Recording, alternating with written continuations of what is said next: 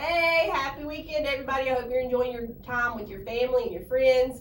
For this week's video, Mrs. Gray and I wanted to talk a little bit about what we did in our staff meeting last week. Usually our staff meetings all are kind of revolve around the logistics of upcoming events and getting ready and preparing for where students are going to be when.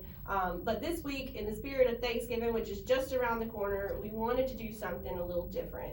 So all staff members, administrators, teachers, we all participated in a reflection where we thought about what our journey was that brought us to where we are as educators, what are our core beliefs, what are things that we believe so strongly in, both professionally as well as personally. How do we fill our bucket? What are the things that we do for our own self-care? And then how do we know we win?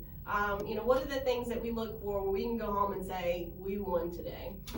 So it was really cool to see all the different perspectives, and they were all shaped by the individual journeys that teachers have been on. I think sometimes students think of teachers as just the people that they see in front of them, those masters of their content, master of their domain, but they're human beings, and they had trials and challenges growing up and figuring out their way in the world, just as some of you may have. And so it was really cool to reflect on those journeys and seeing how that all shaped who they are as an educator.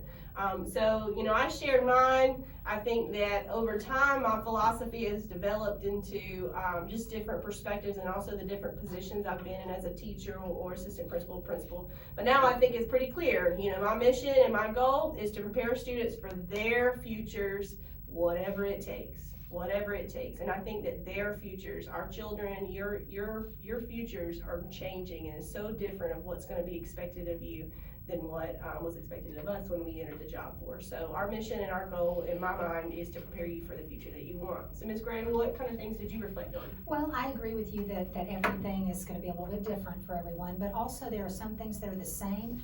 And one of the things in my philosophy is that we all have struggles, whatever they are.